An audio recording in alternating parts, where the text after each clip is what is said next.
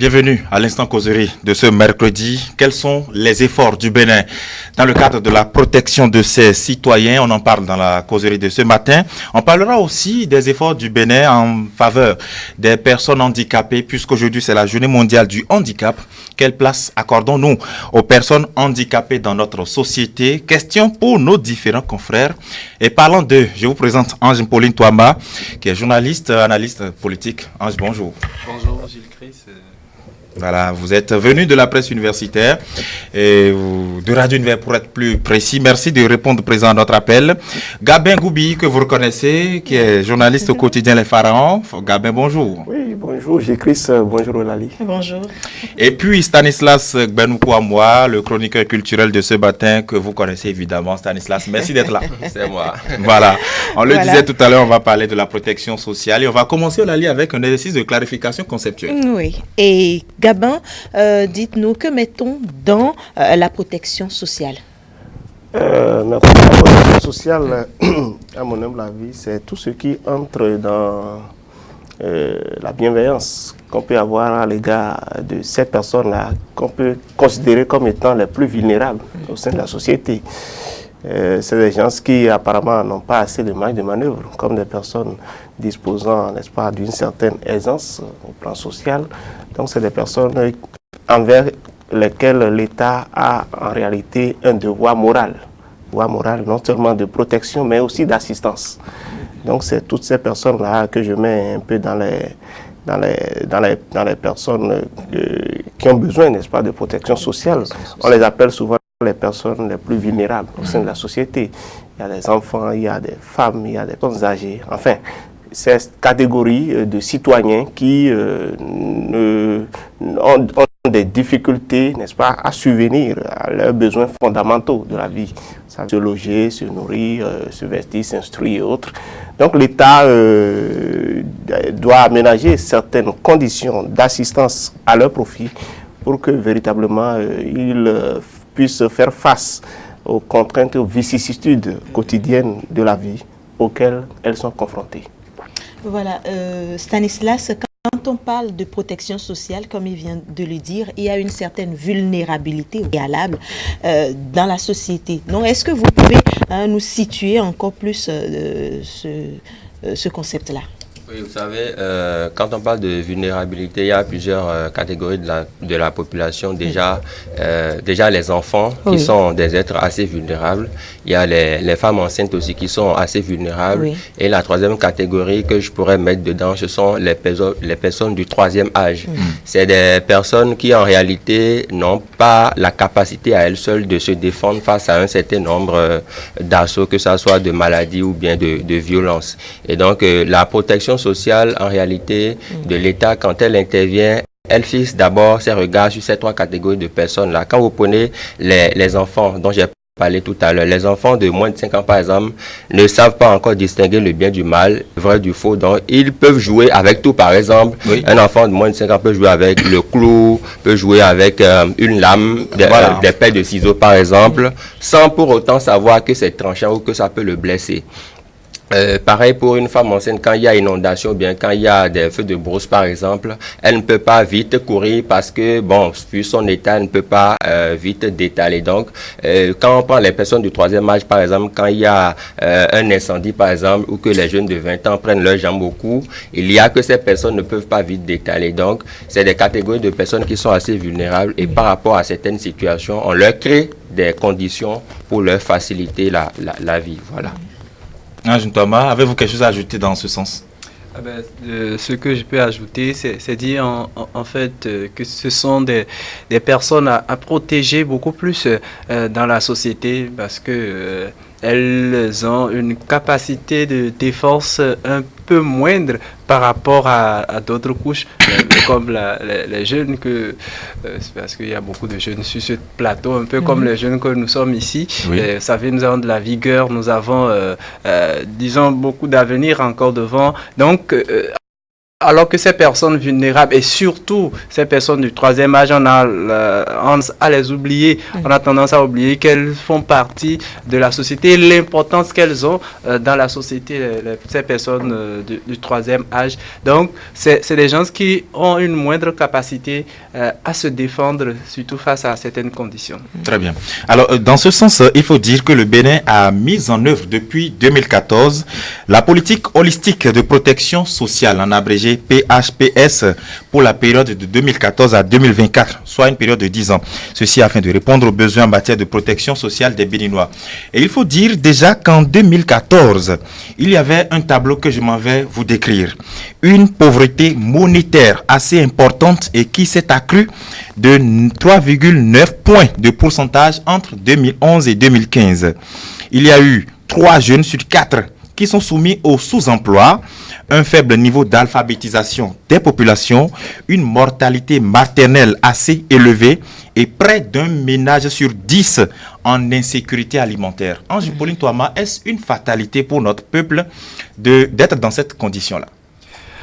Une fatalité, peut-être parce que quand vous voyez la population de nos pays, c'est beaucoup plus, elle est beaucoup plus peuplée, ou du moins, elle est composée en majorité, bizarrement, de ces personnes vulnérables dont vous venez de citer.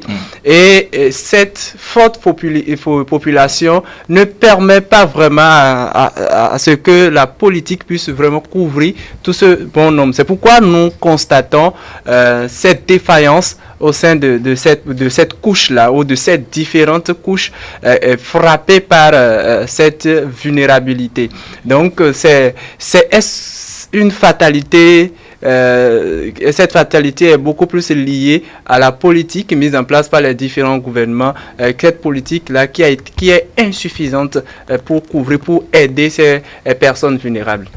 Gabangoubi, est-ce qu'on ne peut pas arriver à contrer ces différentes situations pour ne pas verser, par exemple, dans le pourcentage que vient de peindre Gilles Christ? Oui, tout à fait. Vous savez, d'autres pays ont réussi. Oui. Il y a quelques années, notre pays, à l'instar de la Chine et du Brésil, était classé parmi les pays les moins avancés. Et pour établir que votre pays fait partie de ceux qui n'assurent pas un niveau de développement assez conséquent, il y a certains paramètres qui entrent en jeu. Oui. Donc, notamment l'incapacité de la population à s'assurer les besoins dont nous avons parlé tantôt. Mais aussi, vous savez, au Bénin, nous avons un taux de revenus assez faible. Vous savez, la majorité, plus de la moitié de la population vit en dessous du seuil de pauvreté qui est défini par les organisations internationales comme des personnes qui n'arrivent pas à s'assurer, qui sont à moins d'$1 en termes de revenus par jour. Donc vous voyez, il y en a qui sont difficilement, qui ont difficilement les moyens de se payer 2 repas consistants par jour. Donc c'est des critères, c'est des facteurs qui rentrent en jeu.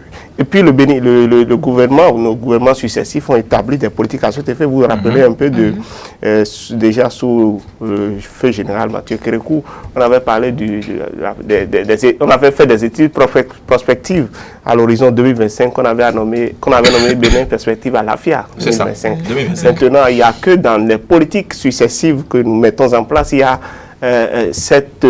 ce facteur-là qui revient souvent, c'est-à-dire les politiques ne sont pas souvent en adéquation avec nos réalités.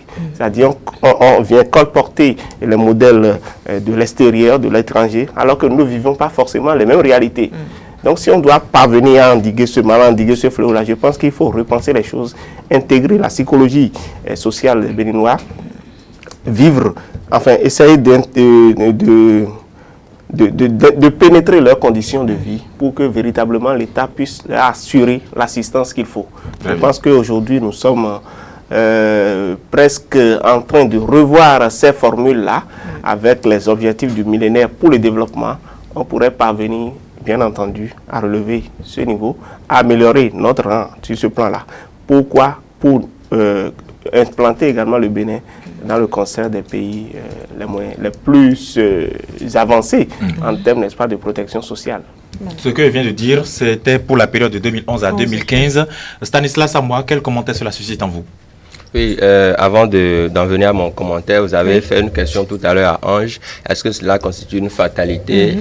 J'estime pour ma part que cela ne devrait pas être constitué comme une fatalité.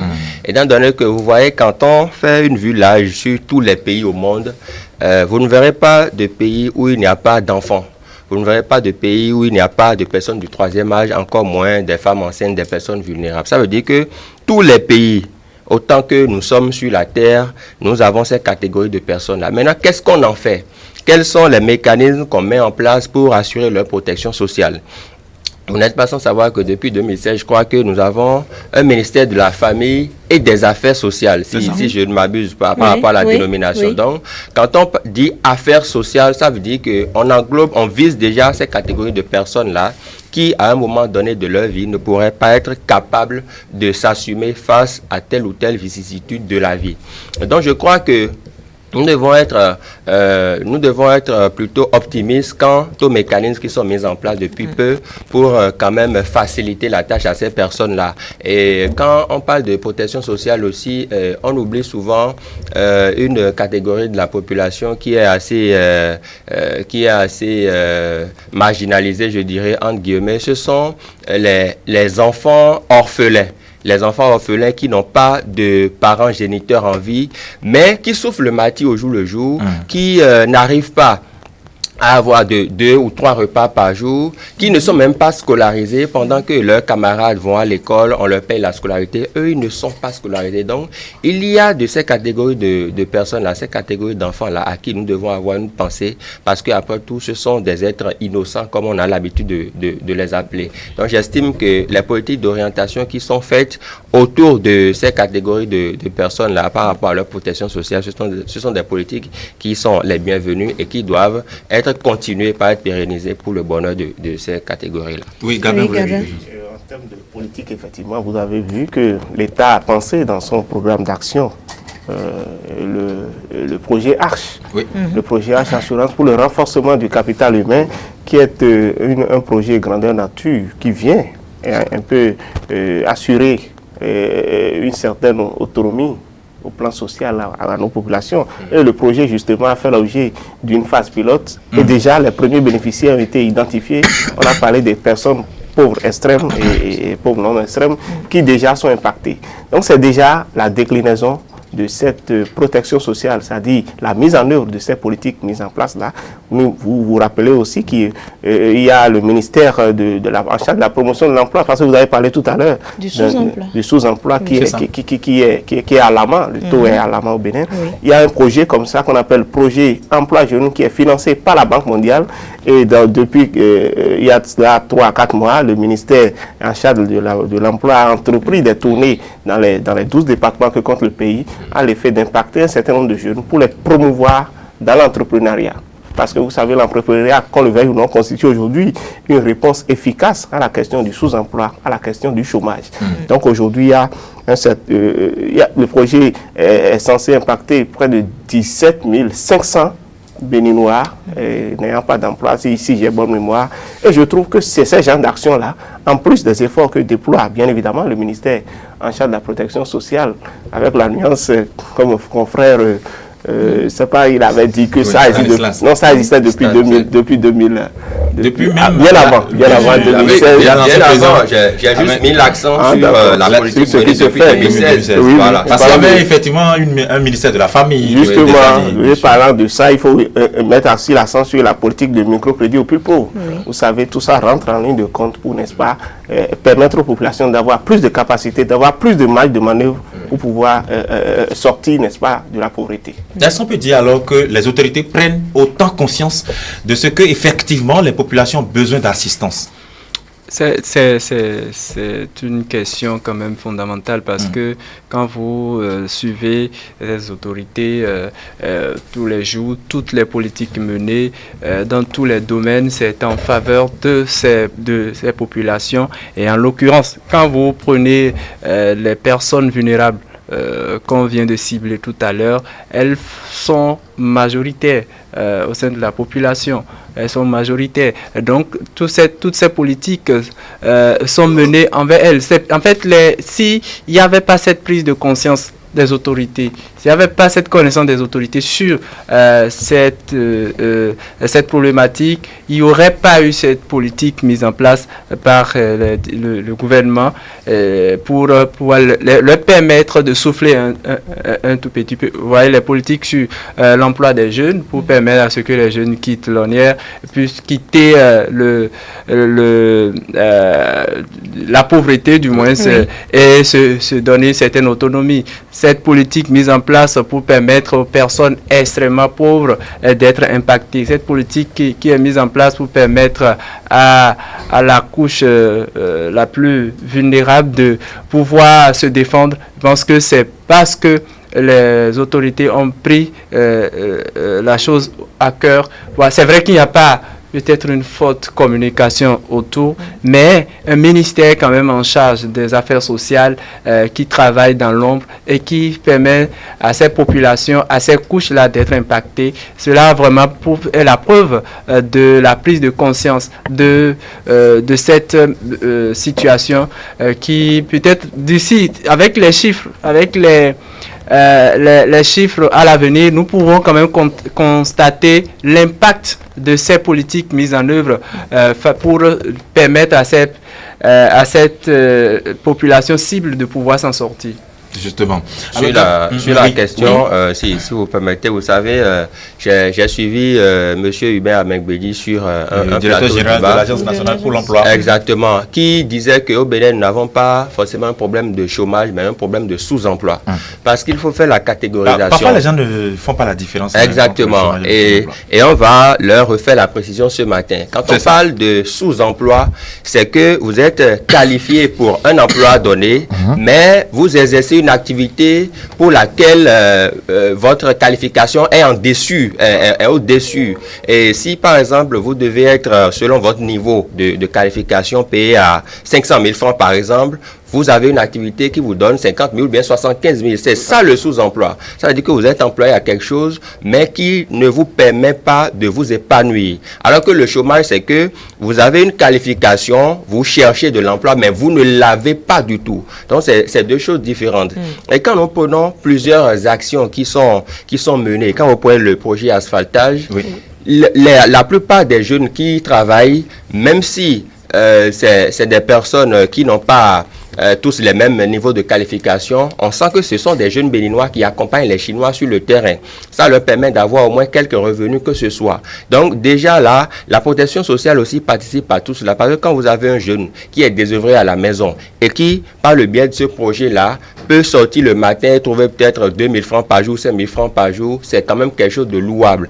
Et quand vous prenez le programme des microcrédits, anciennement ça avait existé sous l'ancien régime, mais le gouvernement actuel a pris son temps pour analyser le projet, voir un peu par quel mécanisme prendre pour que cela puisse porter. Et quand ils sont revenus, on nous a parlé du microcrédit mobile. Oui, du microcrédit mobile qui a été modernisé. Ça veut dire qu'on a adjoint le numérique, la modernité à ce qui se faisait. Donc, pour tout ça là, une traçabilité. Exactement. Aussi, et pour éviter la fuite des fonds aussi, la corruption. Donc tout cela participe à la protection sociale d'une manière ou d'une autre. Alors, je vais partager avec vous ces chiffres qui rentrent en droite ligne avec le développement de Gabin tout à l'heure qui a évoqué certains sujets.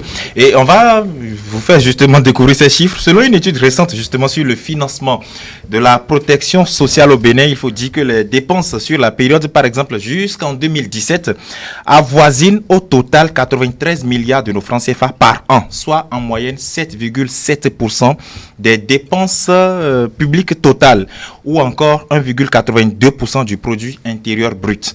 Alors, il faut dire que, par exemple, il y a eu, avec des exemples très précis, les cantines scolaires, par exemple, réinitiées ou réveillées par le gouvernement actuel, prennent 9% des dépenses. Il y a les services d'action sociale de tous ordres, 6%. Parmi les dépenses apparentées, il y a aussi des mesures de gratuité des secteurs sociaux avec 18%. Les programmes de microcrédits orientés, tout à l'heure, vous avez tout à l'heure évoqué ce programme, les microcrédits orientés aux couches démunies de la population, 12%, et les appuis aux petits exploitants agricoles, 6%. Sont-ce là des chiffres encourageants, Ange Touama? C'est vrai que c'est pas totalement ce qu'on aurait voulu, mais quand même il y a un effort il y a la volonté. Il y a la volonté, il y a, je dirais, une orientation quand même de ces dépenses-là. Donc c'est quand même un effort, c'est pas satisfaisant, c'est pas encore totalement ce qu'on aurait souhaité, mais il y a quand même un effort qui est fait et ça présage d'une suite quand même qui pourra aider, qui pourra peut-être permettre à ce que ces chiffres-là puissent galoper un peu pour permettre toujours à ces populations d'en bénéficier. Donc c'est quand même à encourager. 2%, environ 2% du PIB, c'est pas quand même négligeable, non? Ben, c'est insuffisant, c'est insuffisant. Vous savez, aujourd'hui, et en Afrique, il y a une pression au niveau du taux de natalité. Vous voyez, toutes ces conditions-là, les Béninois qui n'ont peut-être pas les moyens. On ne veut pas souvent entendre quelqu'un nous dire de réduire notre taux de natalité. Oui, mais pourtant, il y a un président l'a fait, mais il en a eu pour son compte. Et pourtant, c'est ce qui est à l'origine de beaucoup de nos maux. Oui, ça, il faut avoir le courage de le dire. Il faut se regarder en face. Lorsque vous regardez les pays qui sont développés, ils ont d'abord contrôlé la natalité avant d'y arriver. Voilà, j'ai dû lire depuis quelque temps un record, je parle d'un triste record, non pas pour saboter cette initiative-là. Les gens sont allés dénicher quelqu'un, je crois, dans la commune d'Abouankalavi. Oui, bien sûr. C'est une chaîne de télévision. On a parlé de plus de 135 enfants. Moi, je suis tombé des nues. C'est vrai que ça fait sensation, ça fait truc là, mais ce n'est pas encourageant. Il faut aller voir les conditions dans lesquelles ces enfants sont éduqués. Vous en avez peut-être 3 ou 4, vous voyez les difficultés que vous endurez à les encadrer comme cela se doit. Et dans ce pays où le commun des Béninois est vulnérable, est astreint à un taux de pauvreté assez alarmant, on se permet de s'entourer d'une 50aine de femmes et tout de suite. Moi, je me demande si ce n'est pas le niveau de développement assez élevé. Le paradoxe, c'est que dans les pays tout développés à l'extérieur, les gens essayent quand même de se contrôler sur ce point-là. Même la Chine, qui est réputée comme une des nations les plus développées au monde, a dû, à un moment donné, établir cette histoire de c'est pas baby boom, comment vous appelez ça. Bref, ils ont été obligés, n'est-ce pas, de réglementer la chose sur ce plan-là. Oui, mais avant d'en arriver là, est-ce qu'aujourd'hui, avec cette pression démographique-là, qui constitue, qu'on le veuille ou pas, un casse-tête pour les autorités, est-ce que ces autorités font du mieux, du mieux qu'elles peuvent? Bon, on le fait, mais dans le même temps, les besoins, les ressources intérieures dont nous disposons ne permettent pas, aux côtés des défis de développement, parce qu'il n'y a pas que le social dans un pays. Donc il y a d'autres défis de développement, il y a d'autres canaux à financer, plutôt que de concentrer, n'est-ce pas, toutes les ressources que nous tirons de la production de coton, du porc, qui, je ne sais pas si ça devient encore le poumon de notre économie, on ne produit rien. Et paradoxalement, le Béninois se permet, n'est-ce pas, d'aller dans les hôpitaux, on fait des enfants. Vous allez dans un village, on vit ça au jour le jour. Vous allez quelque part, vous quittez Cotonou, vous voyez la télé tous les jours, vous allez dans un village, même en plein milieu de Cotonou, certains se disent que bon, c'est des gens qui sont à l'aise, et donc on attend quelque chose forcément de toi. Oui. Hein? Et tonton chez le Cotonou, excusez que je vis un peu dans notre langue. Tout ça, donc c'est des choses, et puis on vit ça au jour, alors qu'on aurait pu prendre un peu conscience de ce côté-là. On ne serait pas obligé, n'est-ce pas, de se lancer dans cette mendicité en griffe qui, en définitive, arrière notre société. Donc, à le suivre, on ne facilite pas non plus la tâche aux gouvernants, nous-mêmes, citoyens tout court. Oui, tout à fait. Je suis entièrement d'accord avec ce pan d'analyse qu'il a pu développer, parce que, vous savez, la notion de natalité doit aller avec le seuil de développement. En principe, c'est ce qui devrait être. Si culturellement ou bien sociologiquement, le Béninois est porté sur la natalité, sur les enfants, quand vous n'avez pas beaucoup d'enfants, on dit que ce n'est pas forcément signe de richesse. Je crois que les mentalités doivent pouvoir changer. Aujourd'hui, il faut que tout le monde soit en mesure de vraiment garantir de bonnes conditions de vie à ses enfants. Tout à fait. Il faut que vous soyez en mesure d'en prendre soin, sinon n'en faites pas ou bien faites-en très peu. C'est de ça qu'il s'agit. Il y a beaucoup d'enfants au travail de moins de 17 ans, des enfants qui sont dans des conditions déplorables. Exactement. Et j'ai aimé l'exemple qu'il a donné tout à l'heure. Vous savez, il y a des parents que vous avez au village, qu'ils m'excusent de peu ce matin, qui font des enfants pour votre compte. C'est-à-dire que Ils font des enfants en se disant, bon, Gilles-Christ est à Cotonou, je vais les lui envoyer quand ils seront grands, ou bien pendant les vacances, bon, je lui envoie les enfants, ou bien même pendant la rentrée, j'ai pas assez d'argent, je lui envoie les enfants, il va s'en occuper. Et d'ailleurs, même il n'a pas d'enfants, ou bien il n'en a qu'un ou deux, donc alors il peut s'en charger. Donc, des gens sont dans cette logique-là. On fait des enfants pour votre compte, on bousille votre budget carrément. À la fin d'une année, par exemple, on vous envoie 3 ou 4 enfants pour dire, bon, ils sont venus fêter le nouvel an avec vous. C'est des mentalités. C'est comme si vous êtes un mauvais enfant. Exactement, exactement. Donc, c'est des mentalités que nous devons corriger progressivement. On ne fait pas des enfants pour en faire, mais il faut en faire pour faciliter la tâche à nos gouvernants. Parce que dans un pays où les ressources sont limitées, quand vous continuez pas à produire des enfants, produire entre guillemets bien sûr, il y a que vous ne facilitez pas la tâche ni aux gouvernants ni à vous-même. Parce que, prenons un exemple très simple, nous sommes, mettons, 5 sur ce plateau. Quand il y a 5 beignets à partager, chacun aura un. Chacun est sûr d'en avoir un, même si ça ne lui suffira pas. Mais quand c'est 5 beignets et que nous sommes 12 à vouloir les partager, imaginez le dégât que ça peut causer. Donc, je pense que la natalité est une notion fondamentale qu'on doit nous-mêmes nous approprier et savoir qu'il faut la réduire quand il le faut. Il ne faut pas exagérer. 1, 2, 3, maximum 3 enfants. Ça peut aller vu les conditions dont nous disposons. Et il faut aussi le dire. Parce que l'important, c'est que si vous avez les moyens. Exactement. C'est là où j'allais chuter. Il faut s'assurer qu'on a les moyens. Exactement. C'est là où j'allais chuter. Quand vous avez les moyens, faites-en autant que vous voulez. Mais l'expérience a montré que même quand vous avez les moyens, vous pouvez aussi être raisonnable. Non, mais comme ce n'est pas aussi là trop... le sujet. Ce qui est totalement curieux dans cette histoire, c'est que les personnes qui ont quand même eu la chance d'être instruites n'en font pas beaucoup. Enfin, il y en a dedans aussi qui quand même, au lieu de donner l'exemple, sont plutôt de l'autre côté. C'est eux qui s'illustrent dans la chose. Donc, je dis, même vivement que vos appels soient entendus. Parce qu'il faut qu'on évolue. On a une question pour Ange, toi.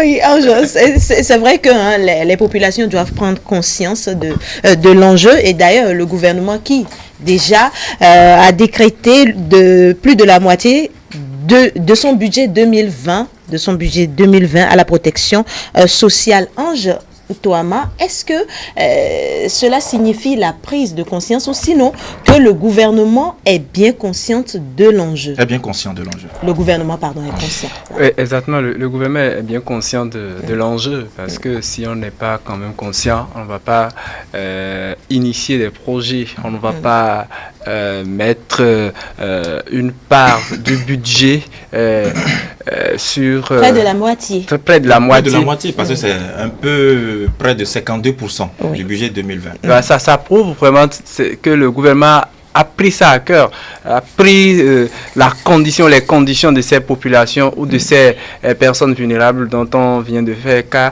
sur leur situation. Donc c'est même salutaire, c'est à louer, c'est dire qu'on va s'attendre en 2020 à ce qu'il y ait vraiment une amélioration des conditions, en tout cas de certaines conditions quand même de vie de ces populations. C'est vrai que la responsabilité est partagée. Si on doit en finir, la responsabilité est partagée entre les autorités et ces mêmes populations.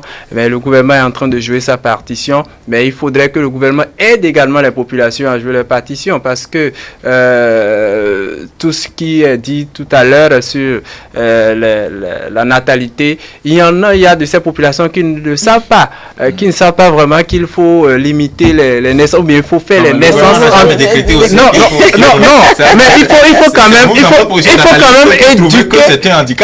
même éduquer les populations parce qu'il y en a qui sont ignorantes. Il y a même de ces idéologies religieuses qui pensent que bon voilà, il faut remplir la terre, etc. Donc en fait, il faut une sorte d'éducation, d'instruction de la population pour permettre à ce qu'elle prenne ses responsabilités. Des autorités, ça traduit justement une volonté d'accompagner les populations. Il y a des programmes fin zéro, ainsi de suite. Gabé Goubi, l'espoir est-il permis?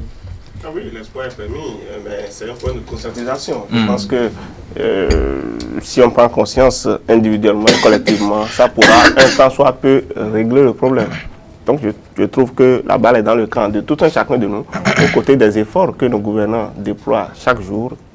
Il faudrait que individuellement aussi nous prenions conscience pour que chacun de son côté essaye d'améliorer un peu la chose. Très bien.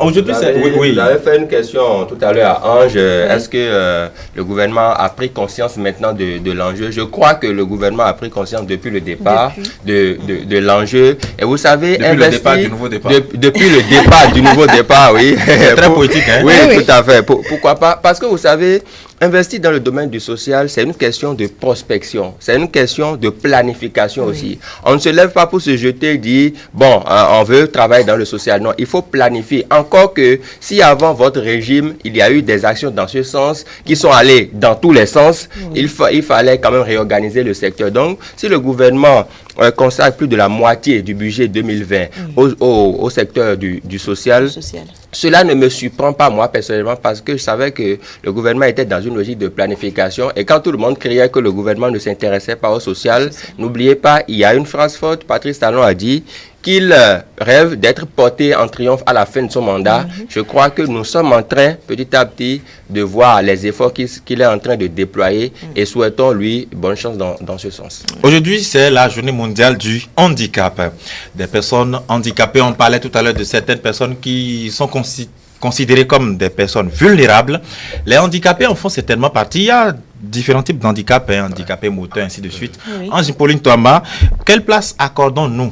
Nous, là, c'est tout le monde, aux personnes handicapées dans notre société. Notre société a une sorte de mépris pour les personnes handicapées. Il y a jusqu'à un passé récent d'ailleurs, même pour trouver du boulot, pour les personnes handicapées, c'est souvent difficile. Il est compliqué de voir, même dans les rues, des gens volontairement qui se portent volontaires, j'allais dire, pour aider une personne handicapée qui est en difficulté, qui peut-être a une difficulté de faire une action, d'aller avoir un avantage. Même pour des services, quand on voit tout le monde en rang, on ne permet pas aux personnes, en tout cas les populations qui sont là, ne permettent pas forcément aux personnes handicapées de prendre en premier, d'aller se servir en premier parce que, bon, vous voyez, on veut être servi le premier. Donc, il y a pas vraiment cet accompagnement, il n'y a pas vraiment cet amour, cette affection. On ne le sent pas envers les personnes handicapées. Et l'autre chose aussi, c'est que les autorités également, dans leur politique, ne donnent pas vraiment une bonne place à l'accompagnement des personnes handicapées. Gabin. Oui, il a dit qu'il nous faudra changer forcément notre manière de percevoir les choses, n'est-ce pas, de cohabiter avec ces personnes-là. Parce que nous en disposons dans chacune de nos familles. Le handicap, ça ne se décrète pas. Il y en a qui sont nés naturellement comme ça. Mais il y a d'autres qui sont devenus handicapés par accident. Oui. Vous voyez, et nous ne sommes pas à l'abri. Moi, j'ai connu des gens, des amis à moi, qui, par un petit choc sur la voie, sont devenus accidentés, qui ont vu les membres même amputés. C'est vrai que c'est de tristes rappels, c'est de tristes constats que nous faisons souvent. Donc, c'est des personnes qui ont, au fait, les mêmes privilèges que nous. La Constitution le dit, nous sommes tous égaux devant la loi. Et c'est déjà heureux que ces efforts soient faits. Pas plus tard que samedi dernier, moi j'ai appris dans le compte rendu que nous avons rapporté la presse sur les 1000 et quelques qui ont composé dans le cadre de l'examen des auditeurs de justice. Oui. Il y a 2 handicapés visuels, on le dit, qui étaient dans le lot. C'est déjà une loi, il y a une loi qui protège cela. Il y a la loi 2017-06, normalement du 13 avril 2017, qui a été votée par l'Assemblée nationale, qui accorde des droits à ces personnes handicapées-là. Et aujourd'hui, je me réjouis que dans les recrutements qui sont faits, il y a une certaine marge quand même qui leur est laissée. Et je trouve que c'est de la discrimination, c'est vrai, mais c'est une discrimination positive parce que c'est des personnes qui n'ont pas forcément les mêmes marges de manœuvre que nous, qui sommes physiquement valides, qui avons toutes les potentialités pour agir. Et puis, je trouve que l'État doit renforcer et continuer les efforts dans ce sens-là. Très bien. Stanislas. Oui, par rapport à ça, vous savez, dans chaque famille, autant que nous sommes, nous avons une personne handicapée, directement ou indirectement. Et le handicap dont on parle ici, c'est vrai que c'est visible, c'est physique et c'est moteur, mais il y a aussi le handicap sur le plan mental. Et quand vous avez le handicap, par exemple, ça vous diminue par rapport aux personnes dites normales. Pourquoi on dit personne dite normale? Parce que, comme il a dit tout à l'heure, nul n'est à l'abri. On souhaite toujours peut-être finir nos jours sur terre avec nos 4 membres, nos 2 yeux, mais nul n'est à l'abri. On ne sait pas de quoi demain sera fait. Des personnes ont été bien portantes, j'en ai vu, mais qui, à un moment donné de leur vie, ont été amputées d'un bras, ont perdu un œil suite à des phénomènes qu'on n'a jamais souhaités. Et je voudrais quand même reconnaître que dans tous les corps de métier aujourd'hui, nous avons quand même, surtout dans les grands corps comme la magistrature, l'avocature, il y a des personnes qui sont des handicapés physiques, mais qui exercent. Je connais des avocats qui sont des handicapés physiques, mais qui exercent, des magistrats handicapés physiques, mais qui exercent correctement leur profession. Donc je même crois dans que, le journalisme. exactement, dans le journalisme. Donc je crois que les personnes handicapées ont davantage de place, mais il faut leur en accorder davantage. Et je crois que pour les recrutements aussi, il faut prévoir les mécanismes parce qu'ils n'ont pas les mêmes facultés. Vous savez, ça dépend du handicap dont vous disposez, en tout cas qui vous frappe. Oui. Vous n'avez pas les mêmes facultés d'appréciation de certaines épreuves, par exemple. Donc, par rapport à ça, je souhaiterais que des mécanismes soient mis en place pour que si l'épreuve doit durer 2 heures pour les personnes dites normales, qu'on leur accorde peut-être 30 ou 45 minutes de plus, histoire de leur faciliter la tâche. Tout ça, là, c'est des moyens qui peuvent les aider aussi. Bon, voilà, justement, aux différents examens de fin d'année, par exemple, il y a les handicapés qui participent normalement, le CEP, le BPC, le baccalauréat, même des examens de l'enseignement supérieur. Que reste-t-il à faire? Qu'est-ce qu'on doit faire encore davantage à leur égard, Ange? Il faut davantage aussi leur permettre, leur accorder ce bénéfice de discrimination positive et pour leur permettre une insertion normale dans la société. Parce que ces idées reçues sur les personnes handicapées ne les aident du tout pas. D'abord, même moralement, ils sont souvent abattus, ils ont peur de se présenter devant la foule parce que ils craignent les regards, etc. Donc, le complexe d'infériorité.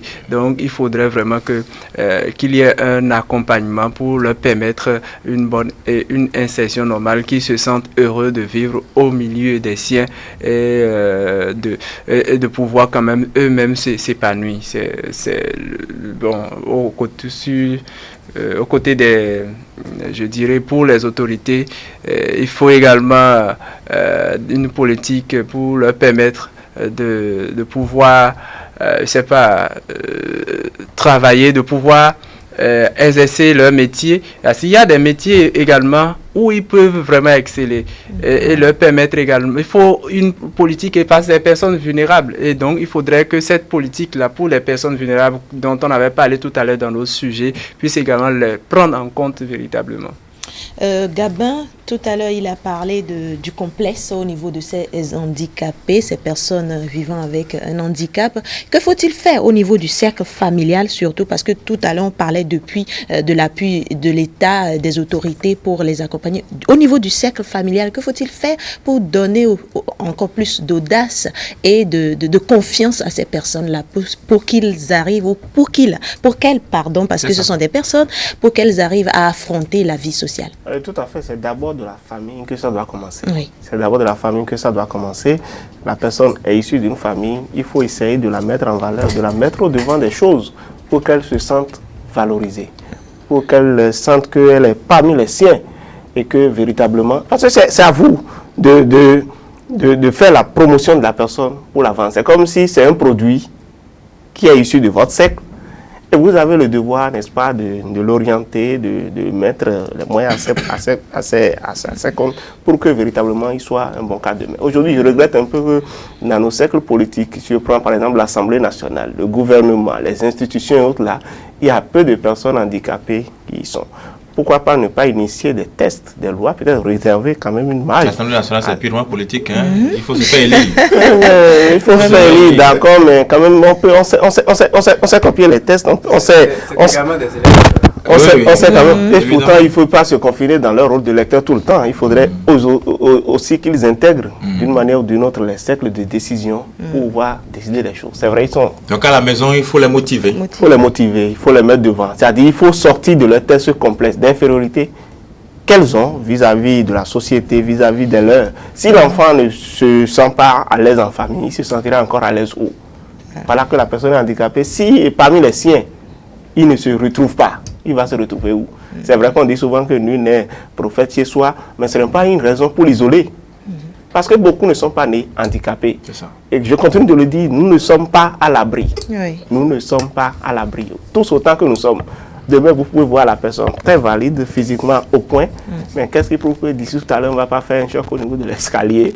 Et voilà, c'est parti pour des mois d'invalidité, et ainsi de suite. Donc, je trouve qu'il faudrait que, entre nous, au sein du cercle familial, on mette les membres, ces personnes handicapées-là en valeur pour que véritablement, dans les instants de vie, quand ils vont intégrer la société, qu'elles se sentent à l'aise de parler, de déployer leur potentialité pour le bonheur de la nation.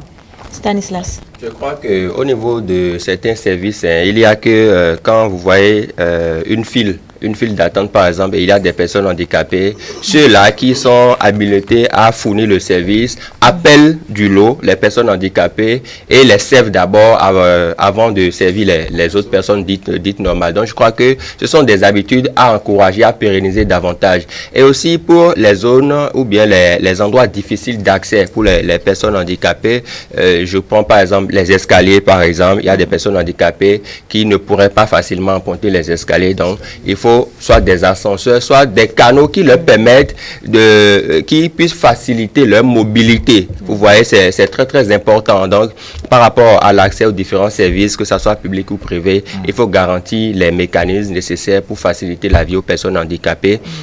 Et vous savez, il y a un exemple qui me frappe, il y a des parents qui, par exemple, ont 7 enfants, dont un handicapé. Mais quand vous leur demandez combien d'enfants ils ont, ils vous répondent souvent qu'ils ont 4 enfants. Oui.